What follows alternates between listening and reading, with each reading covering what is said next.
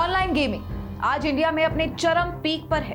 हर कोई इन्हें light hearted play और कम समय में ज्यादा पैसे कमाने का एक जरिया समझता है। पर एक बार जरा इन महाशय पर नजर डालिए। नाम हिमांशु मिश्रा, उम्र 22 साल। महज 22 साल की उम्र में इस लड़के के ऊपर 96 लाख का कर्ज है। जी हाँ, जिन्होंने न्यूज में अभी तक नहीं देखा है उन्हें मैं बता दूं कि 22 साल के हिमांशु ने ऑनलाइन गेमिंग और बेटिंग के चक्कर में अपनी कॉलेज की फीस, अपने घर वालों का पैसा सब कुछ लुटा दिया। हिमांशु की मां अब उनसे ताल्लुक नहीं रखती। सड़कों और शेल्टर होम्स का सहारा लेकर हिमांशु अब अपने दिन काटता है। बीच में हिमांशु ने सुसाइड भी अटेम्प्ट किया पर सफल नहीं हो सका। दोस्तों, हिमांशु की इस कहानी ने एक बहुत ही बड़ा मुद्दा उठाया है। एक ऐसी चीज जो कईयों के साथ हुई है या हो रही होगी। मे भी इतने बड़े स्केल पर नहीं, पर हजारों लाखों का सट्टा हर रोज लोग लगा रहे हैं। पर उन्हें यह समझ में नहीं आ रहा है कि ये सट्टा वो किसी गेम पर नहीं, अपनी लाइफ पर लगा रहे हैं। ऑनलाइन गेमिंग एक एडिक्शन की तरह है। जैसे शराब का एडिक्शन होता है, ड्रग्स का एडिक्शन होता है, वैसा ही है ये। बस दिखता नहीं है ये नशा, पर जिंदगी बर्बाद कर देता है। दोस्तों, गैम्बलिंग, जुआ, सट्टा ये टर्म्स आज से नहीं कई 100 सालों से चले आ रहे हैं। लोग एक जगह पर इकट्ठा होते थे, बाहर के देशों में किसी सैलून या किसी पब में, और हमारे देश में किसी पेड़ के नीचे या किसी बार में। यहाँ खाना पीना होता था और कुछ लोग कार्ड गेम्स या कोई और खेलों में थोड़ा बहुत पैसा लगाया करते थे। इनफैक्ट कसिनोज भी जब आए तो उनमें भी कुछ ऐसा ही होता था। पर यहाँ आपको ये समझना जरूरी है कि उस समय जो गैम्बलिंग होती थी वो बहुत ही छोटे स्केल पर होती थी। इनफैक्ट कसिनोज में तो गैम्बलिंग काफी रेगुलेटेड भी होती है। पर अब जो ये ऑनलाइन गेमिंग और बेटिंग आई है, इसमें कोई रेगुलेशंस नहीं है। आप अपने घर में बैठकर अपने ट्रांजैक्शंस ऑनलाइन करके इन गेम्स को खेल सकते हो, और यहाँ आपको कसिनोज की तरह कोई बाहर भी नहीं निकाल सकता। पर कर्ज में तो फिर भी डूबोगे ना। तो फिर क्यों लोग इसके पीछे इतने पागल हैं? उसका रीजन है ये। इनके एड्स देखिए जरा। घर बैठे खेलिए, लाखों कमाइए और जल्दी जल्दी पैसा कमाइए। पर यहाँ आप लाखों कमाते नहीं हैं, गवाते हैं।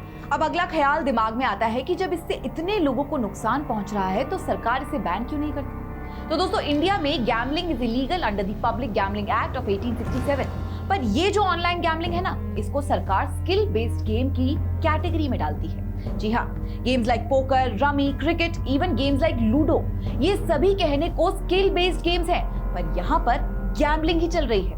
क्यों इसे बैन नहीं करती सरकार, ये भी आपको बताते हैं। तो ऑनलाइन गेमिंग का 28% जीएसटी सरकार को जाता है, 30% टीडीएस जाता है। क्रिकेट बेटिंग एप्स की तरफ से बीसीसीआई को पैसा जाता है।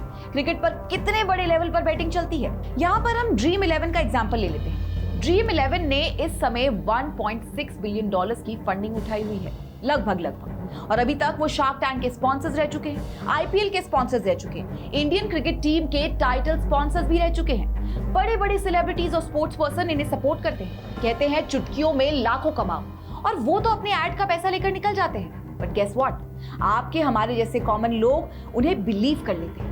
विराट कोहली और महेंद्र सिंह धोनी, जो कई लोगों के आइडल है, जब आपके सामने आकर कहेंगे कि खेलिए और जीतिए, तो आप खेलते हैं। अब आप इसको ऐसे समझिए, 10 रुपए जितनी कम एंट्री फीस के साथ आपका इसमें पार्टिसिपेट करना बहुत ही इजी है, और जीतने को आप करोड़ों जीत सकते हैं, ऐसा वो कहते हैं। पर एक्चुअली कितने लोग जीतते होंगे? भारत में लगभग 560 मिलियन इंटरनेट यूजर्स के साथ हमारा यूथ इस गेमिंग मार्केट को चला रहा है, जिसकी वर्थ अब $1 बिलियन के अनुमान है। द वीक नाम की एक ऑनलाइन मैगजीन के अनुमान से पता चलता है कि सभी इंटरनेट यूजर्स में से लगभग 40% ऑनलाइन जुए यानी कि गैम्बलिंग में भाग लेते हैं। ह्यूमन इरेशनैलिटी का सबसे पॉपुलर एग्जांपल है गैम्बलर का भ्रम। इन गैम्बलर्स का मानना है कि यदि एक डाइस के पिछले कुछ रोल्स में 6 नहीं आया है तो अगले रोल पर इसकी प्रोबेबिलिटी बढ़ सकती है। इसकी प्रोबेबिलिटी एक्चुअली में फेयर डाइस के साथ हमेशा 1/6 होती है, एंड एज अ रिजल्ट लोग शायद अगली चांस में जीतेंगे इस उम्मीद में अपना दांव लगा देते हैं। ये कुछ वैसा ही है जैसे लोग क्रिकेट मैचों पर सट्टा लगाते हैं और उम्मीद करते हैं कि बैट्समैन लगातार कम स्कोर के बाद सेंचुरी मारेगा। उसके ऊपर से ये गैम्बलिंग एड्स अपने एडवर्टाइजिंग के लिए ऐसे तरीके अपनाते हैं जो लोगों को पैसा लगाने को मेंटली एक तरीके से मजबूर कर देते हैं। एक तरीके का साइकोलॉजिकल फिनोमेना का इस्तेमाल करते हैं जो आपके कॉन्शियस गाइडेंस और इंटेंशन को एक साइड में रखकर आपको बिना सोचे समझे कुछ भी करवा रहा है। जैसे कि एक एड, गौरव ने जीत लिए 50 लाख, तो आप सोचेंगे अगर गौरव ने जीत लिए तो मैं भी जीत लूंगा, और बस यहीं से शुरू होता है बर्बादी का खेल। दोस्तों, मैं आपको जाते जाते बस यही कहूंगी, ऑनलाइन गेमिंग और बेटिंग एक बहुत ही बुरी लत है। इसने अभी तक कई जिंदगियों को बर्बाद किया है। अगर आप किसी को जानते हैं जो गैम्बलिंग एडिक्शन से जूझ रहा है या फिर अगर आप खुद इस प्रॉब्लम से गुजर रहे हैं, तो I would suggest please get and give help. अगर हम फाइनेंशियल टर्म्स में सोचें तो ये कहीं से भी आपको फायदे वाली डील नहीं लगेगी। गैम्बलिंग के प्रॉफिट्स अप टू 30% टैक्सेबल है। आपको बेसिक एग्जेम्पशन बेनिफिट तक नहीं मिलता। एडिक्टिव है और विनिंग प्रोबेबिलिटी ऑलमोस्ट जीरो। कई स्टेट्स और एजेंसीज ने व्हाइट पेपर्स और नियम भी जारी किए हैं, लेकिन प्रोग्रेस बहुत धीमी और केओटिक है। बड़ी संख्या में प्लेयर्स के साथ प्लेटफॉर्म के पास अपना प्रॉफिट बढ़ाने और यूजर एक्सपीरियंस को और फ्रिक्शनलेस बनाने के लिए एक मजबूत मोटिवेशन है। पर यहाँ हमारी इच्छा शक्ति और सेल्फ कंट्रोल ही हमारे सबसे बड़े टूल्स हैं।